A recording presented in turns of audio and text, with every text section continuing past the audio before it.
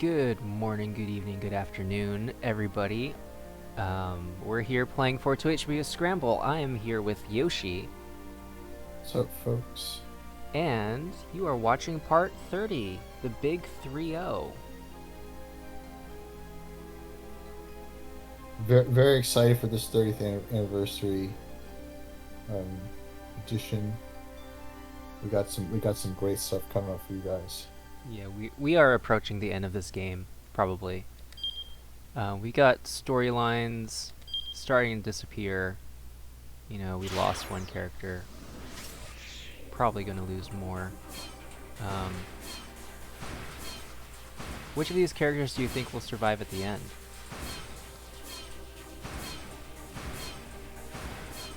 Um, if I had to say for my money, probably it would be. I'm not 100%. If I had to guess, I'd say probably it would be Shizuo. Nice. That's what I was hoping you would say.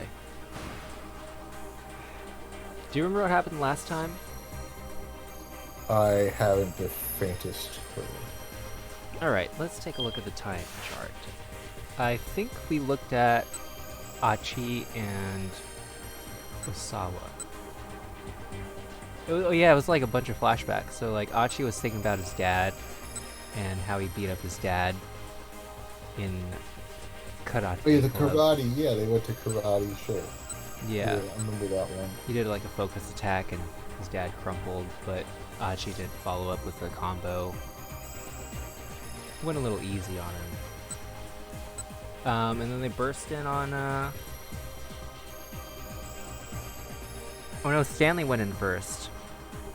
Stanley went in and tackled his dad, and Achi was like, "Hey, don't touch my dad. Dad, don't kill my GF." And I think what happened? Oh yeah, someone was gonna burst in or something like that. Oh, and he found out he's watching them on the cameras. Yeah, he's He was watching them on like, "That's cameras, and he destroyed the hard drive. Which I guess, like, is he recording also? I don't know. I don't know what the hard drive was for, actually. We didn't see Kano or Minorikawa, but Osawa is just, you know, brooding. He went to his daughter's room and looked at pictures and reminisced about a rainy day where she was upset. And, he's He like, slapped her. Yeah, he slapped her. And left her out in the rain for hours. And, he was thinking that he's a bad dad. He was mad and sad that he's a bad dad.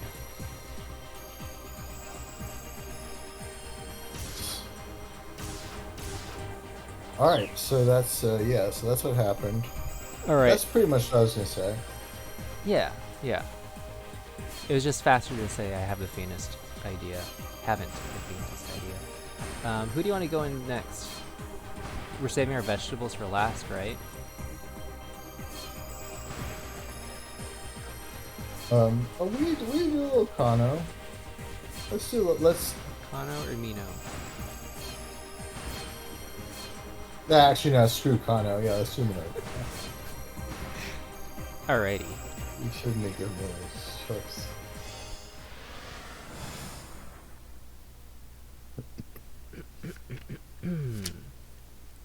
The TV news continued to report on how Mamoru Tanaka had been killed in the minivan explosion. Alright, let's see who says this. Just Oh, it's me. What? What does this mean? Chiaki blinked in confusion. This is still probably her, right? I mean, yeah. Hana told us herself that the van explosion was her father committing suicide. Didn't she? Uh-huh.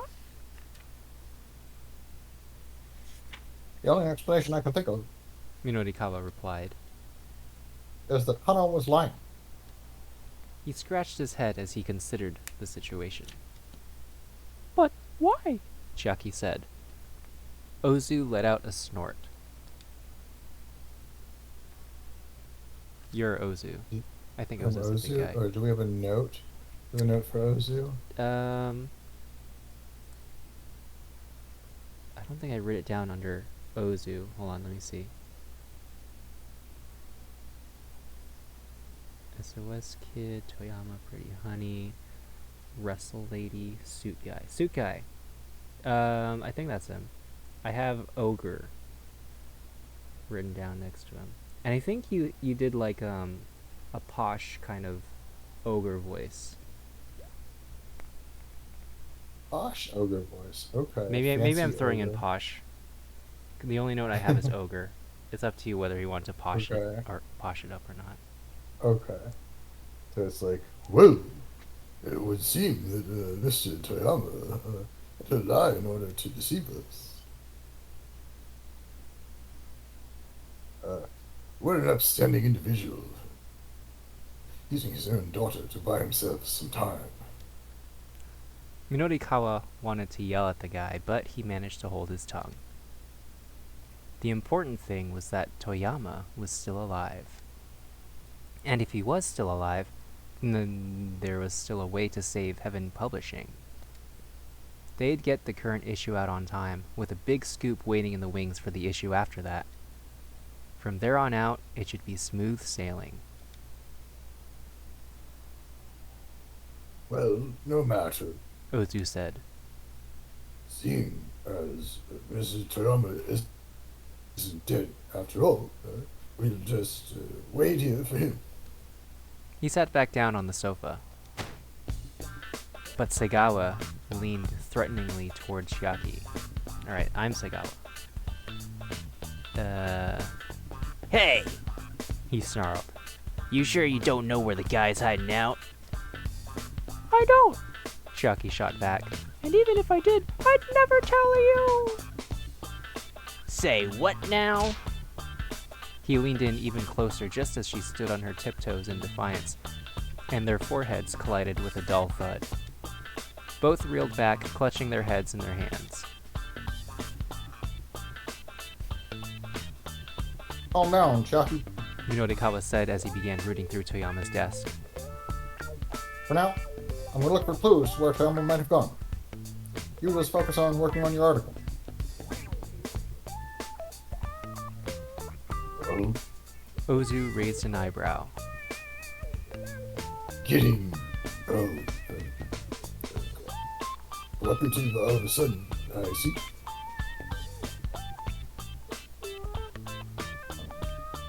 This is me. I want to change out the plan for next month's issue, and I can't do that without the editor-in-chief's approval. What Minorikawa was actually looking for, however, was a back issue of 4-Star General Gossip. He was pretty sure the article on Osawa had been printed in the magazine's inaugural issue. If he could find that scandalous piece that the scientist had asked for, he'd also be able to get his big lead about the power balance of the world being at stake. Wow, he's like multitasking here.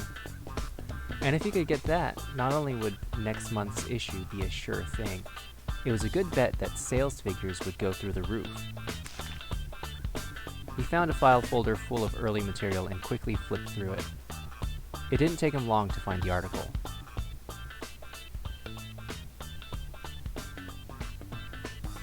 That was just the title. Floundering Okoshi Pharmaceutical arranges marriage of political convenience. The large headline practically jumped off the page. Minorikawa quickly read over the story. The basic gist of it was this. The corporate director of Okoshi Pharmaceutical had sacrificed his daughter in order to keep a researcher named Kenji Osawa on board. The daughter, however, had previously been dating another man. That must be what Osawa wanted him to look into, the guy his wife had been dating before they were married. It should be easy enough to just ask whoever had written the article. Minorikawa's gaze jumped to the end of the piece, looking for the writing credit. Dun dun dun! The piece had been written by Toyama himself. Hey, ain't you done yet? Segawa yelled. Tell us where Toyama is already! Yeah, Minorikawa thought. we're going to need to do something about these guys. I'm still looking into it. he said. Just hold on. He made a show of opening and closing the various desk drawers. The drawers themselves were packed with a jumbled mess of electrical and gas bills, noodle house delivery menus, and the like. "Look faster!" Sagawa growled. Ooh. Are we gonna butter this guy up? Or are we gonna have some noodles delivered?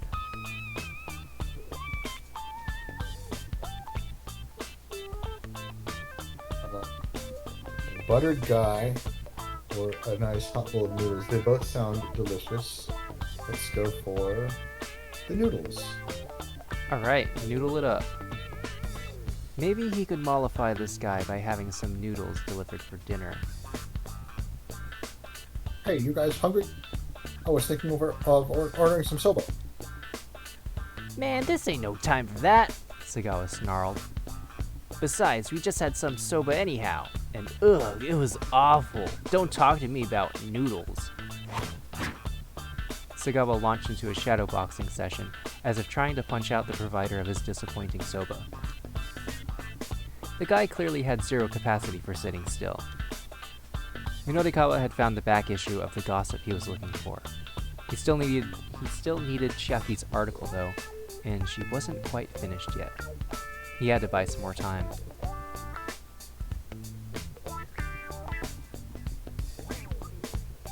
By the way, He said to Sagawa. are you familiar with SOS? SOS? The thug paused mid-jab. Yeah, SOS. I was planning on interviewing them later today. Here, there's some pretty tough guys. Humph. Only one of them who'd be able to give me a fight would probably be that Achi Endo. Except as I hear it, he's left the gang. Uh-huh, really now. Heard anything else interesting? Sounds like nowadays they're being run by some guy named Susumu. The name Susumu rung a bell. Those two young punks who'd been arguing after the van explosion had mentioned him. Seems like SOS is in a pretty rough state since Achi left, though, Sagawa added. Minorikawa didn't miss a beat. What do you mean, rough state?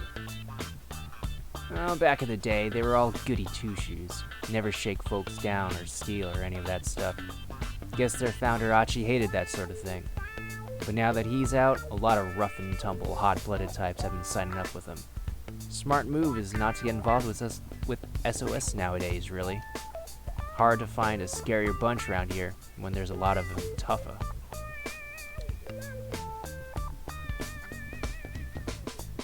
I mean, hang up. That's the Inferno, yeah? Yeah, over in Uraharajuku,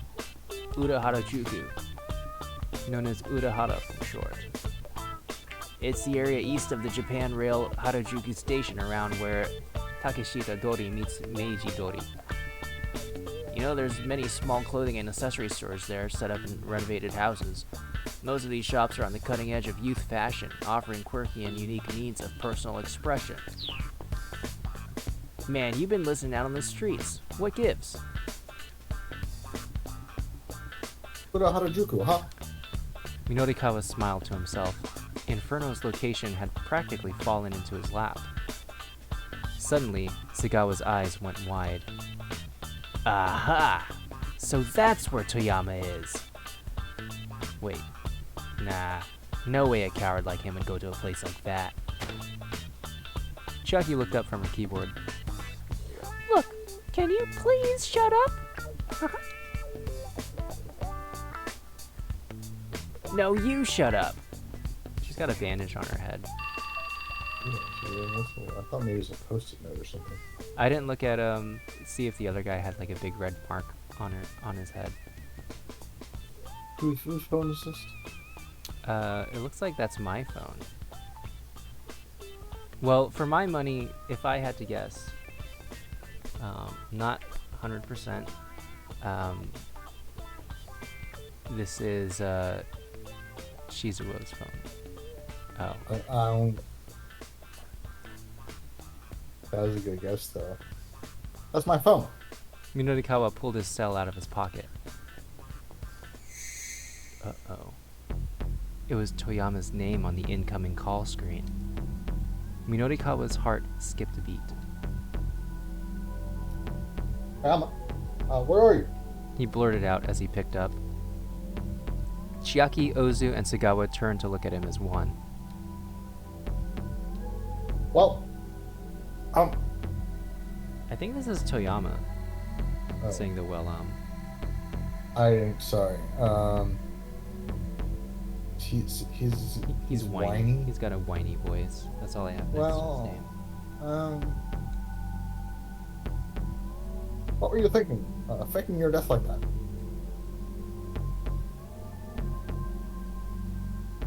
Even if we could fill those pages and postpone repayment, all it would do is delay the inevitable. I still get my ears in debt. So I thought I made it look like I was dead. Minorikawa let out an exasperated sigh.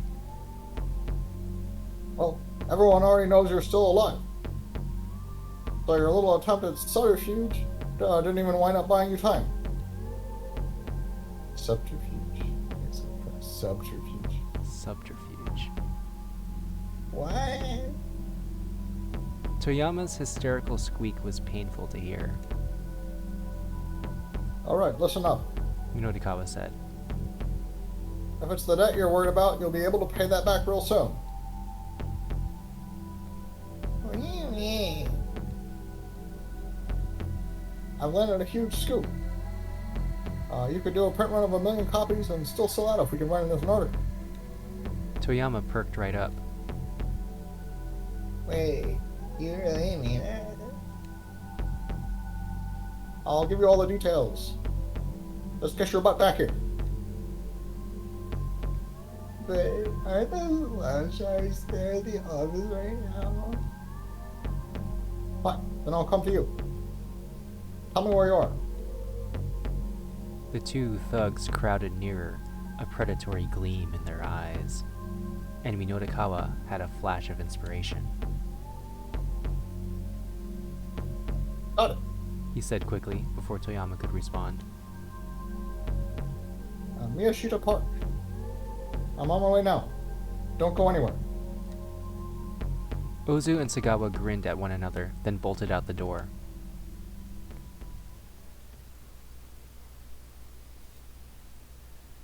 Huh. Minorikawa said as their footsteps receded. Those guys took the bait. I sent them to Miyashita Park. He allowed himself a cocksure grin. Right then. So where are you really, Toyama? He's probably... he's like, you imbecile. I am at Miyashita Park. What? Minorikawa fought the urge to pull his hair out. What the hell are you doing someplace like that? Why the hell did you tell them Miyashita Park? I thought it would be a clever ruse. Well, it wasn't. This is no time to be fighting, Chiaki butted in. Yeah, you're right. Minorikawa scowled. Anyway, Toyama, those guys are headed your way. We need you to get out of there and go someplace we can talk. I can meet you there. Right. Okay. They needed someplace safe and public where they could speak freely. Someplace where the staff wouldn't be overly nosy.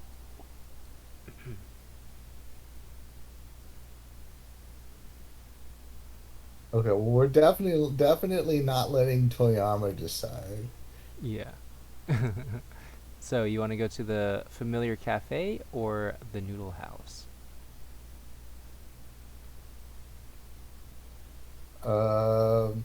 Let's go back to the Cafe Lautrec. I think the waitress there really likes us. Oh yeah, she really does. The familiar cafe by the station was a natural choice. He quickly described the location. Okay. Toyama said. Cafe Low Track. Got it. I'll see you there. He hung up, and Minorikawa quickly gathered his belongings. Jockey, how's that copy coming along? Oh, that's me. Well, almost done. Just a little more, I think. Haha. All right. Bring your computer and come with me. I'll read over what you got so far.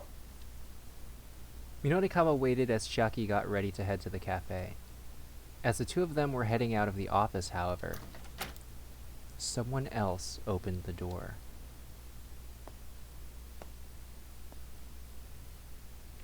Alright, who do you think this is?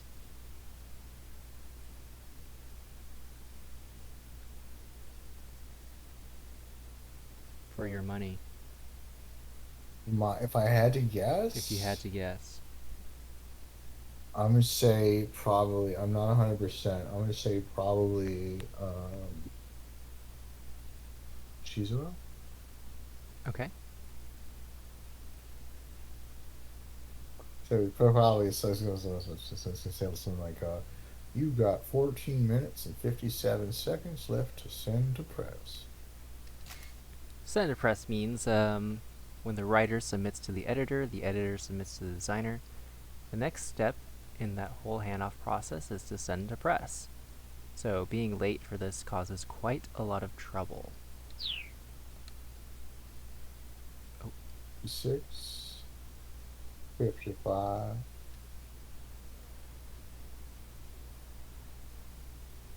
A slender man with a gaudy necktie entered the room and sat down on the nearest desk, staring fixedly at his pocket watch.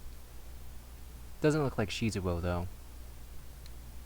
That's, Minorikawa narrowed his eyes dubiously. who the hell are you?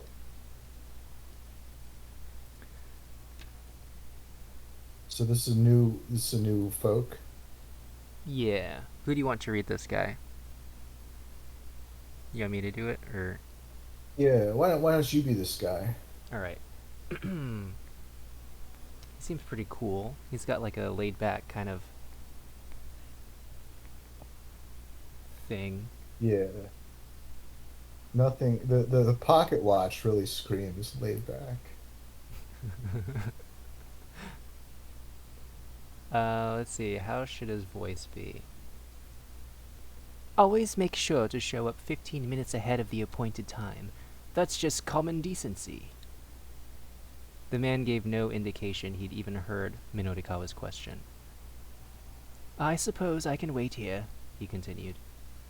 Just for another 14 minutes and 20 seconds.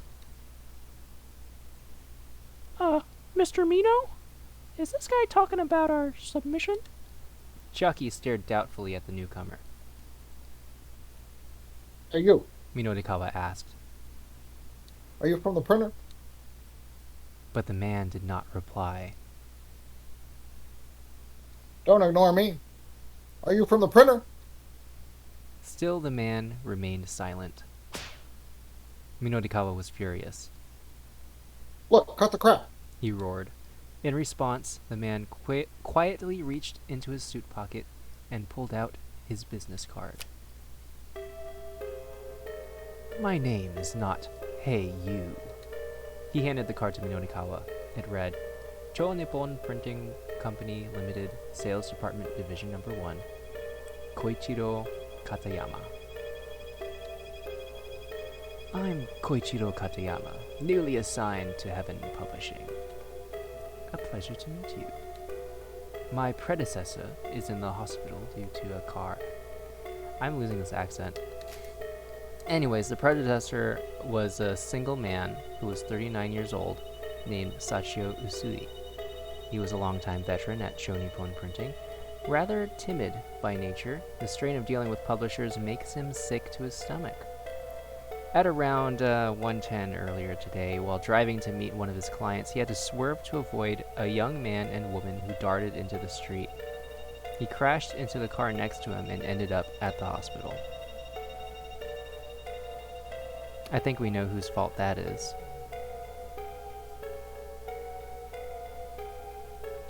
Shizuo?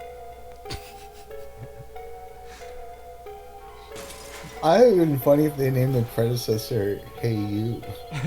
That would be fun. Hey you. Sachio Usui.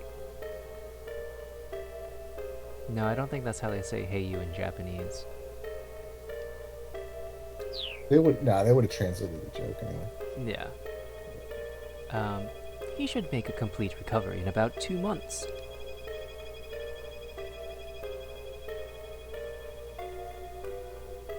Well, what are you doing here, Katayama? Minorikawa asked. I thought we had until 8 o'clock to complete proofreading. 8 o'clock? Surely you must be joking. Our company's proofing deadline is 5:30. Kariyama stared fixedly back at Minorikawa. Now that had to be a joke. I heard from the editor-in-chief that it was 8 o'clock. I take that to mean then that you don't have any copy for us, It's not that we don't have it. Minorikawa said. It's just not finished yet. Just hold on until 8. Kariyama raised an eyebrow. No. Publisher and printer need to work in concert. Perhaps my predecessor was the sort to delay the proofing deadline owing to your circumstances here. But now I'm in charge, and I do not make exceptions. The proofing deadline is 5:30 sharp, and I intend to keep it that way. And while we've been having this discussion, you're down to 12 minutes and 32 seconds. Kariyama held out his pocket watch as if to emphasize the point. That's ridiculous. Minorikawa exclaimed. Just who the hell do you think you are? You guys are going to be printing a paper that I wrote. Do you even know how lucky that makes you? So just wait, okay? Just give us... Ooh. Till we're done, loser. Just give us till we're done, loser. Until you're done. And when might that be, I wonder? Kariyama's tone was dubious. I said till we're done. Minorikawa snapped. And I mean till we're done. Kariyama thought for a moment, and then nodded. Very well. Then I shall wait until you're done. Really? Kariyama gave another slight nod. I thought I was going to say no. You've got 10 minutes and 46 seconds left. As soon as I leave here, that's when you'll be done, you see. Kariyama's face was a mask of cool nonchalance. You son of a bitch. Don't get all high and mighty just because you work for a printer. High and mighty? I'd say it's the people on the publishing side of things that act high and mighty. Whatever high-minded claims you might make, without us, you'd have nothing to put on the store shelves. Forgetting that and blithely ignoring your proofing deadline makes for more work on our end. Just what are you getting at, I wonder? Now it's 10 minutes and 20 seconds. Minorikawa ground his teeth so hard he could hear it. His usual tactics were useless here. Kariyama was simply too unflappable to be browbeaten. If he backed down now, though, it was game over. 10 minutes and 7 seconds remaining. I realize there's little point, but I'll wait until the designated time. That's just common decency. That's just common decency is Kariyama's pet phrase. Thus far, he has said, that's just common decency 3 times in this story. Always make sure to show up 15 minutes ahead of the appointed time. I realize there's little point, but I'll wait until the designated time. There is one more. Do you know when and where it was? Ooh, we got a little quiz for the audience. Do you remember? So they're implying we met this guy? I do not remember. They're saying that we met him before, though, right? Yeah, Isn't that kind of what they're implying? So... It's just common decency.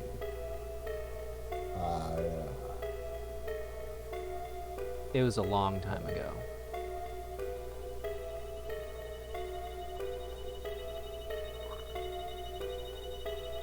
Are you going to tell us, or is that we're not supposed to know that yet? Oh, they're not gonna tell us. It's not really important, but did you want me to tell you, or give you a hint at least? Yeah. Have a little hint, just for the folks at home. Do you want like the location or the person who met him?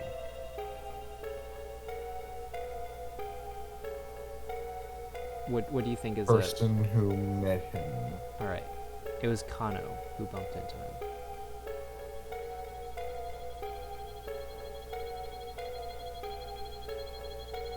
Just a little hint, you know. Let it simmer. Alright. Let it simmer for the folks at home. We'll have the folks at home like go back and scour our playthrough and see if they can find him. Katayama's eyes were once again locked on his pocket watch. It was no use. Minorikawa couldn't find a way to talk this guy around.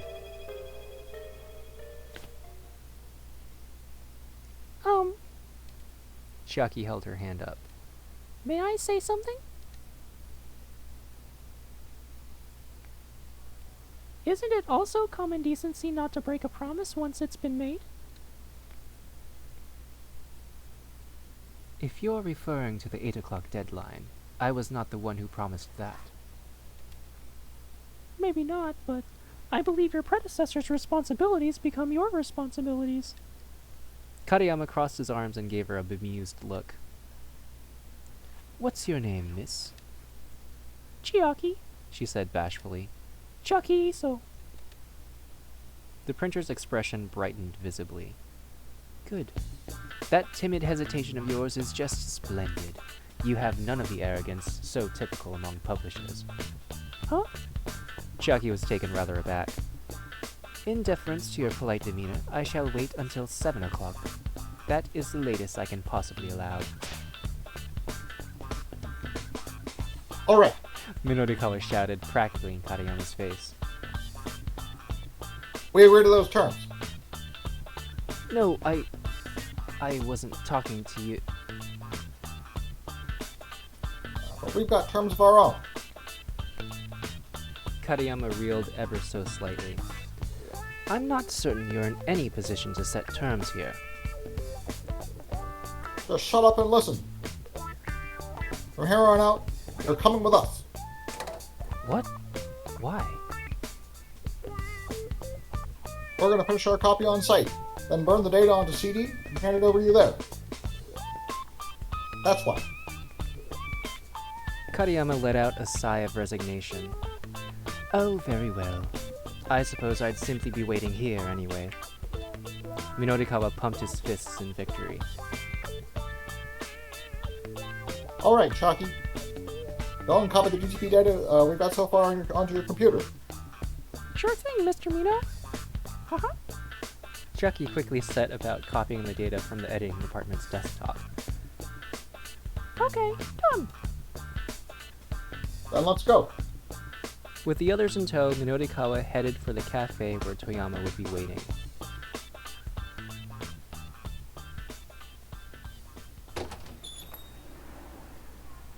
They reached Cafe Lautrec without incident, and Minorikawa promptly spotted the publisher. Hey here. Toyama hissed, eyeing his surroundings with obvious unease. Hana sat by his side, sullenly sipping on some juice. The waitress came over as Minorikawa joined them. I think I was the waitress, right? Yeah. May I... Wait, how did I do it earlier? May I take your order? She asked. Water. Just water, sir? It sounds a lot like Kajiwara. Fine, Just water, sir? I was trying to do it like a bored voice, but... Yeah, it's like exasperated, right? She's like... Or bored. Just water, sir? Like that?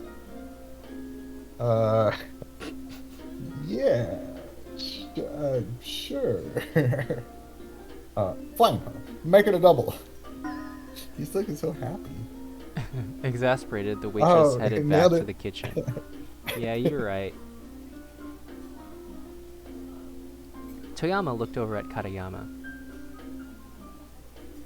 Who's this guy?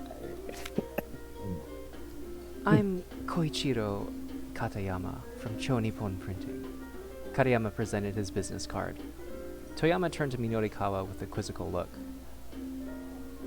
What's someone from the printer doing with you? I'll explain later. There's no time for that right now. Minorikawa replied. First, I need you to serve to answer some questions. Does the name Kenji Osawa ring any bells? Look at that lacy laptop. Oh wow, that's really fancy. It's like a bed. Osawa? Toyama closed his eyes in thought. He heads up a laboratory at Okoshi Pharmaceutical. You ran a piece on him in the first ever issue of 4-star General Gossip. Toyama's face lit up with recognition. Ah, yes, that political marriage piece. Yeah, that one. Do you remember the details from that article? Of course. Who do you think I am? Toyama puffed himself up proudly. Nailed it. I used to be local news copy editor for the Central Times. I got the details for all the stuff I've ever covered here in my head. In that case, do you know who Kenji Osawa's wife was dating before they got married? Toyama blinked his eyes vacantly. Hey, what's the matter? Minorikawa asked. This is a pretty tough pop quiz you're giving me. Ooh, pop quiz. Surprise, kids, it's time for a science quiz. What colorless, odorless gas, lighter than air, and used for consumer and municipal gas applications, is also known as marsh gas or swamp gas? Is it helium, ethylene, propane, or methane? Tune in next time for the answer. All right, what are you locking in? Methane. Methane? Final answer.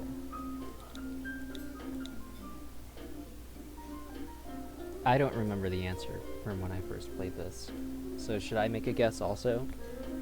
Sure. All right. Methane does sound pretty good. But just to be different, I'm going to go with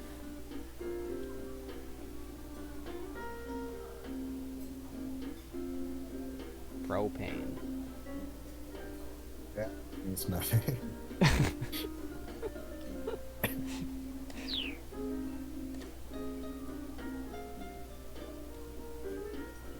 Not the crap, man. You just said you have all the details inside your head. They're in there, alright. They're just not coming out. Minorikawa slumped. Mr. Toyama, please. Whether or not you'll be able to pay off your debts depends on your memory here. Hearing this, Hana cast a cold glare up at her father. Alright. I can remember. Or I can at least try. Toyama folded his arms and hummed to himself, his gaze turned inward. So... Those are really common names. Sato! Chucky chirped. Yamada! Was it either of those? They're pretty common names. But Toyama shook his head. Minorikawa offered a guess of his own. Ooh. What should we say?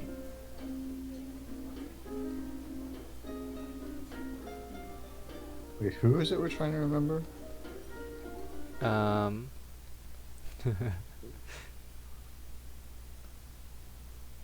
Who Kenji Osawa's wife was dating before they got married. I guess that pop quiz distracted us. They did guess with the pop quiz. It's gonna be Tanaka. It's Tanaka. So say Tanaka? Obviously. Yeah. Tanaka.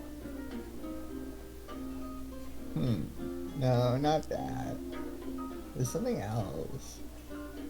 Just then, the television inside the cafe switched over to a news report on the Shibuya explosion. Who do you want to be the anchorman? You could be the anchorman. Okay. I think you were you anchorman before? I think normally you are, but I can do it. Oh.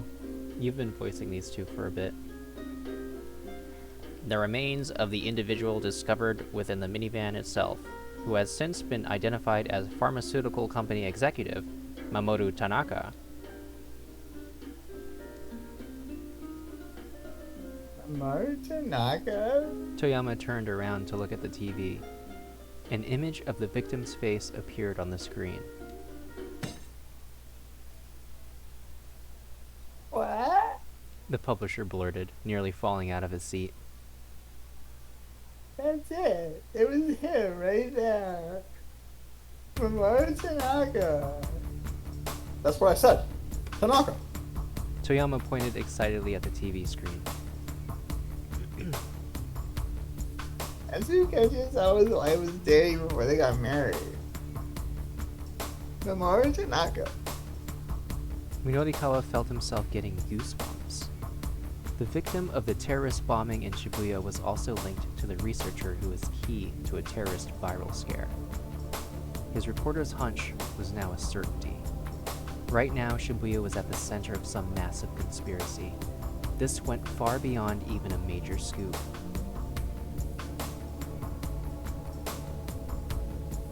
Mr. Chama, we need to make sure that this next month's... Wait, is this is me, right? Yeah, I think that's you. We need to make sure that next month's issue hits the shelves.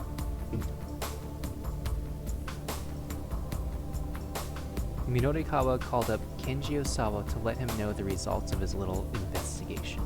Kenji Osawa, we gotta jump. What was the keep out? I don't remember what it was. The man didn't seem terribly surprised. Probably he'd had his suspicions all along. Osawa told him that there was something he needed to do before he was ready to give details on the big scoop, but that he would call back later. In the meantime, Minorikawa knew he'd have his hands full getting the current issue of The Gossip wrapped up for the 7 o'clock deadline. He slapped his hands down on the table. All right, emergency editing meeting right here. He announced. We need to get a lead in on the Shibuya terrorist bombing into the next issue. The article about the twins winning the beauty contest can be dropped for that. We'll use the info from Kenji Osawa as the basis for our big scoop in the issue after that. Mr. Trauma, any problems with that? It should be fine. But what about the remaining pages for next month's issue? Minorikawa opened the file on his computer.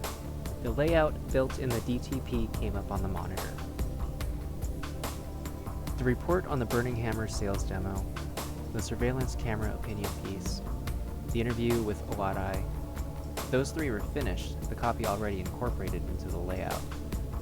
Once Chiaki's street interview piece was loaded in, that one could be checked off as well. How's your copy coming along? I just noticed that picture of Yanagishita down at the bottom. Oh, hey, yeah, I just saw That's- it too. that's And our then guy. there's Chidi. Chidi's there too. I'm sorry. I just need a little bit longer. The writing still seemed to still be giving her a fair bit of trouble.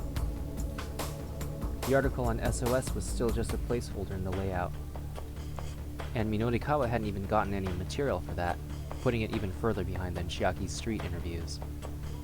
Still, he'd at least learned where Shibuya's legendary street gang made their hangout. He'd just have to take the risk of dropping in on them unannounced to ambush them with some interview questions. And then there was the lead-in for Shibuya bombing. That wasn't even in the layout yet. It was a completely blank slate.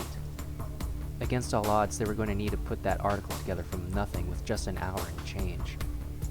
It was an impossible amount of work for just him and Chiaki to do.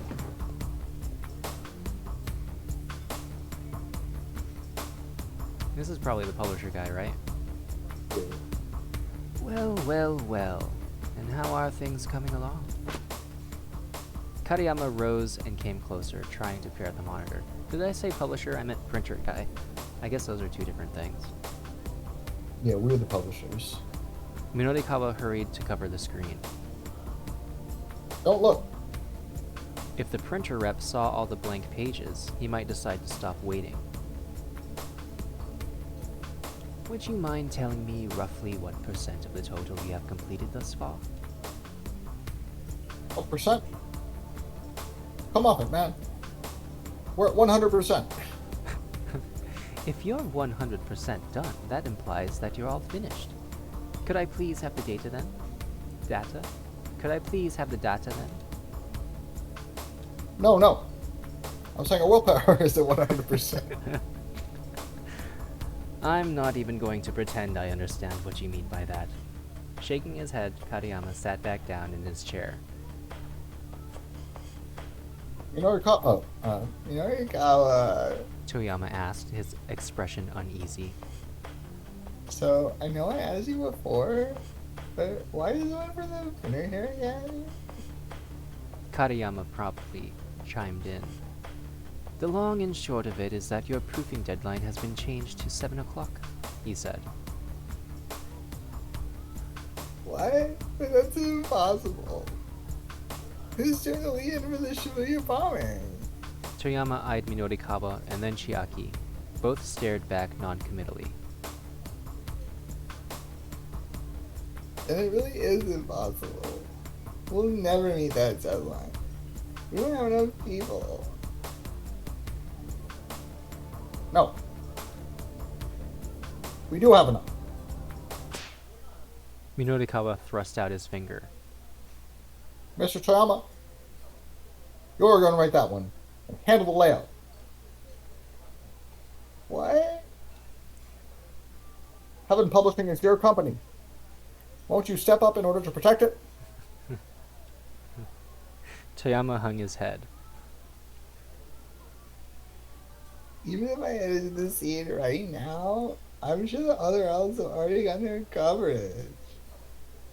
I wouldn't be able to find anything new to write about.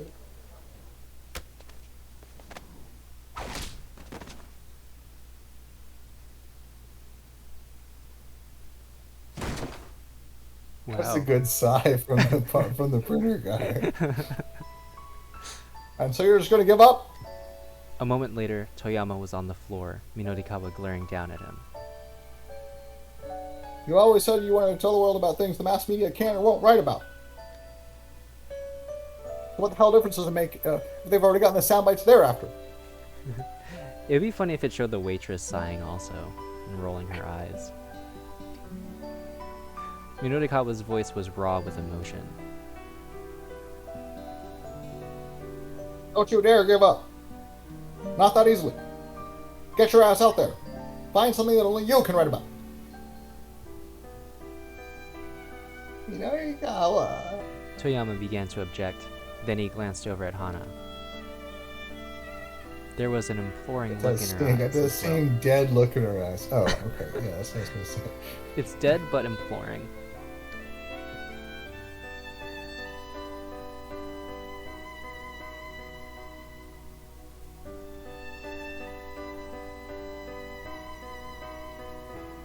Yeah, what you say. Toyama grumbled. But still, you're saying a lot. But then, despite his words, he flashed a broad grin. Yeah, Minorikawa let out a quiet chuckle. and it's got you all fired up. Yeah, I'm fired up alright. Toyama's face shone with a resolve Minorikawa hadn't seen in a long time. There we go. That's the Toyama I know. You know, I'm really sorry. Now I see the huge burn everywhere. But damn it, it's gonna be alright. Getting to his feet, Toyama took his daughter by the hand and strode boldly out of the cafe, looking like a changed man. Minorikawa watched them go, glad the dithering was over. Even if Toyama were still in his prime, he'd be cutting it close to do that article in an hour. But he would pull through somehow. When it came to taking care of Hana, the man would rise to the occasion again and again. Father and daughter disappeared into the crowd, hand in hand.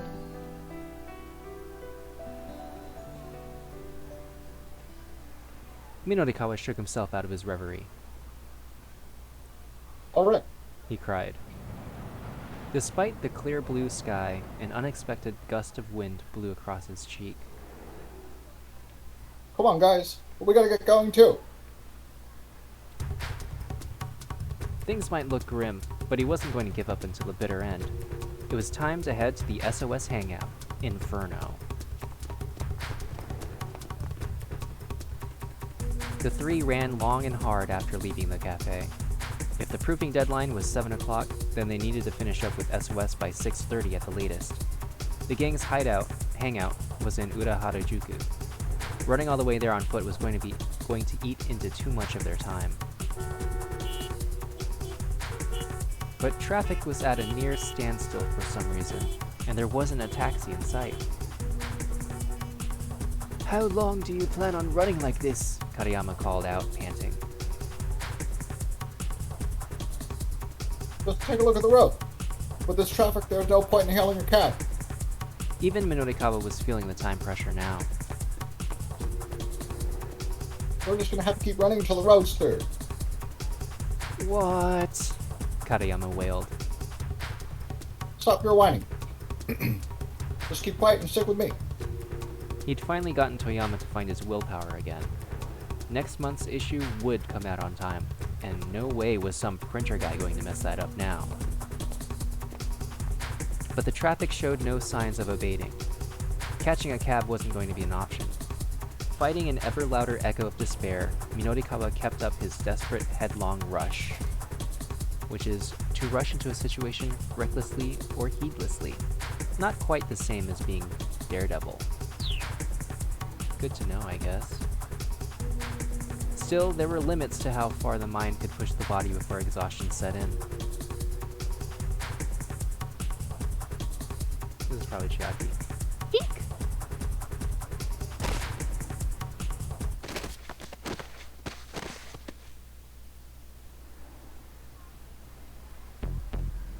Bad end, Chucky.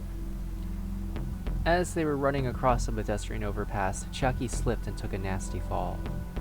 She skinned her knee hard enough to draw blood.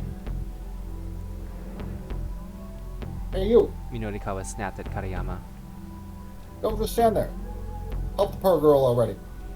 Kariyama scurried over to Chiaki. I'm sorry, Mr. Mino. That looks pretty bad. I... Chiaki's voice bubbled with suppressed tears. Nailed it. Maybe it was cruel to make her run with her computer all the way to Harajuku. But the copy for her interviews still needed to be looked over. They couldn't just leave her here. Minorikawa hesitated, undecided. Even at a full run, they wouldn't make it in time. And with traffic the way it was, there was nothing they could do. You now have... Kariyama consulted his pocket watch. Exactly 1 hour remaining. Damn it. Minorikawa raged. What do we do? Relentlessly, the clock ticked on.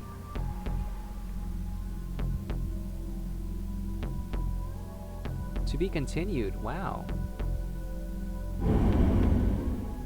We're done with Minorikawa.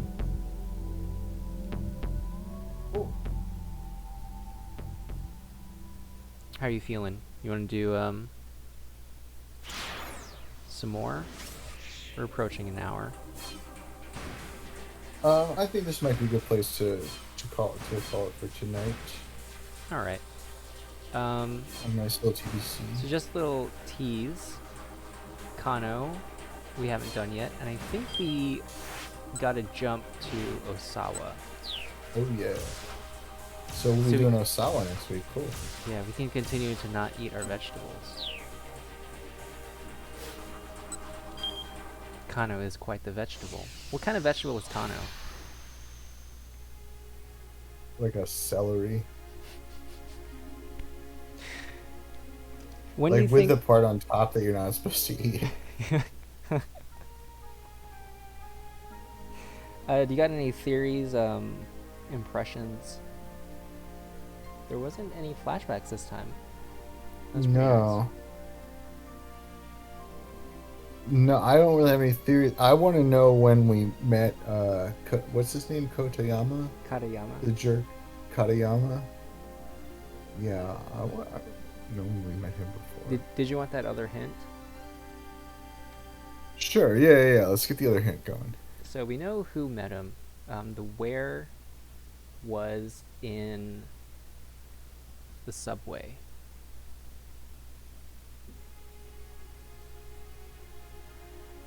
Is that ringing any bells? Remember that, it's been so long I don't remember his name. The guy who got stabbed. He got stabbed in the subway or near the subway, or he was on the subway. You know what? Actually, I can probably like pull it up. Yeah, let's get that. Just here's the answer for those. I know we wanted the our folks back at home to do this, but Yoshi is too curious. I don't want to. Just in case they don't feel. Most of them probably will have already done it. They'll have probably paused the video and done it by themselves already. But just in case anyone didn't want to go back over like 38 hours of footage.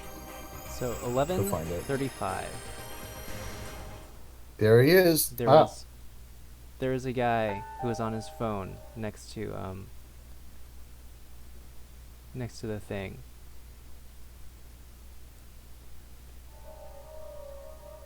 And we decided to stare him down. And he said, my apologies. I know it's rather rude to talk on one's cell phone when you're on a train. That's just common decency. Very cool. I think when we I don't know if I realized it when I played this with you, if I gasped at that. I was like, that's the guy, but I remember a gasp, but it was like half a year ago, so hard to say. I don't know if I gasped on that. This? Oh, wait, there we go.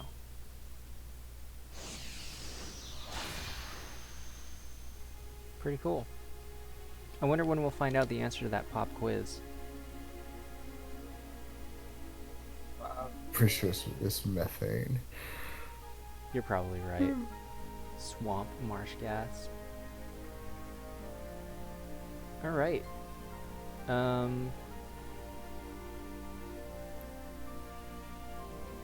Food, huh? How about that food? I don't have anything fun to say about food. I think it would be interesting if McDonald's brought back the dark meat chicken nuggets. Have it like two different options. You got like light meat and dark meat. Yeah. They could probably charge a little less for the dark meat too, because it's like got extra ribs and beaks and stuff in it. What about like light meat and dark meat fish fillet sandwich? Is there dark fish meat? What's it? What point? Oh, they got like the tail or something? Yeah, isn't there like along the spine it's like dark meat or something? I didn't realize there was like poopy fish meat. I thought you just kind of filleted the fish. It's like kind of pretty uniform. Maybe it's like a specific types of fish. I know at least with some fish, there's like when they serve it, the whole fish, and you're picking it apart. There's like little darkish meats. Oh. You've never eaten like a cooked fish, like served to you whole like that? Sure. Yeah, I have. I don't remember it being like just like dark poopy spine meat. I think it's pretty good. But what Do you probably makes prefer it it? what makes it good is it's not being too much of it. But it has definitely like a deeper, fishier flavor. Huh. And he says by the spine. I think so. Yeah. I didn't realize there was different cuts of fish. I'll have the spine fillet. I'll have the scrod. Don't throw out the spine, Spine cut. so good sir. Did you know that during the salmon run, when salmon are sufficiently abundant, the bears will only eat the brains and the liver, Oh really? leaving the rest to just to decay on the Wow. shores. Why would they do that? They don't like the rest of it? That's their favorite part. They want, I guess they're leaving the eggs, you know. Maybe the eggs will go back. I don't know if that's how it works. Or they don't know if that's how it works, but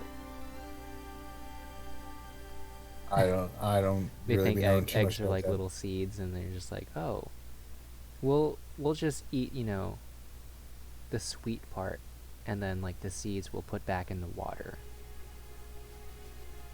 Yeah, no, I think it's like more like if someone gave you like 1,000 pizzas and like you didn't have a freezer, you might just eat like the cheese and the pepperonis or whatever, because like you're just gonna run out of room anyway. Wow. So you saying like back when salmon were sufficient, so they don't do that anymore? No, I just mean at the peak of the salmon run, the annual salmon run, like when they are. I didn't mean to say were. I meant to say I meant to say when they are sufficiently abundant. So like, you know about a salmon run, right? Like Yeah, when they're once trying a to year go back, they're upstream swimming and what have upstream to you. like Yeah, plant some of their eggs. yeah. Do grown up stuff with the Yeah. eggs. Kind of like what turtles do, sea turtles do on beaches, but a lot harder because it's like a river. Yeah, I suppose so. Yeah, they lay their eggs in the sand. The sea turtles, not the salmons. Yeah, so when they're at their most dense, the bears just start picking off the cheese and the pepperonis and leaving the rest of the salmon. Man, don't bears know that the crust is pretty good? It's basically a breadstick already covered in sauce. The pizza also has a crust, though. It's just under the cheese and the crust is not like made out of a different material than the rest of the pizza dough. It's just It's just thicker, just so you can use it as a handle. I think it's just like I think it just like puffs up more. I don't know. Yeah, I guess it's thicker. Yeah, it's a little thicker. I think they I don't developed know it to much make it about like pizza. more handle-like, because in like a classic Italian pizza, the crust is flat, and you eat it with a fork and a knife. Right.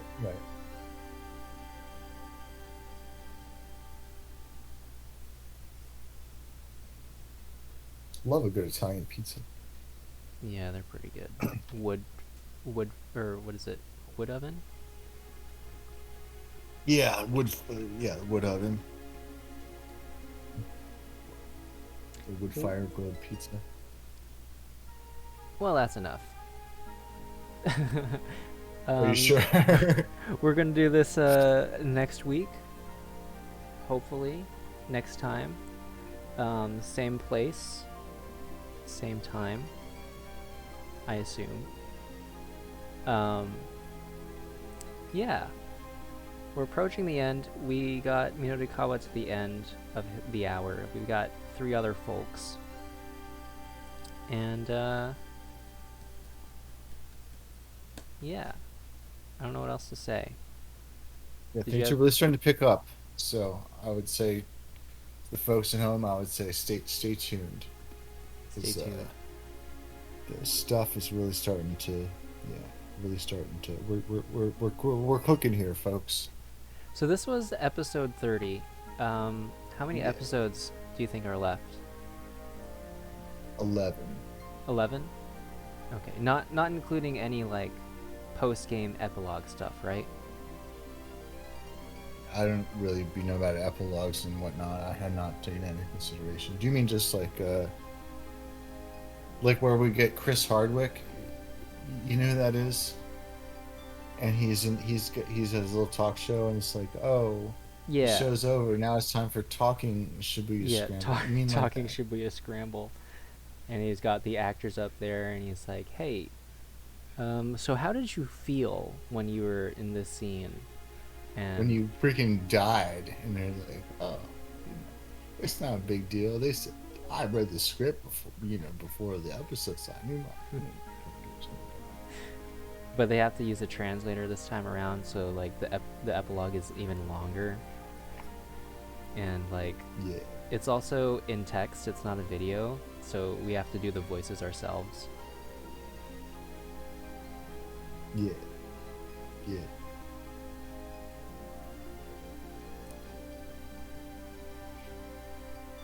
All right, folks. Alright, folks, that's the episode. See you guys next time for more Scramble magic.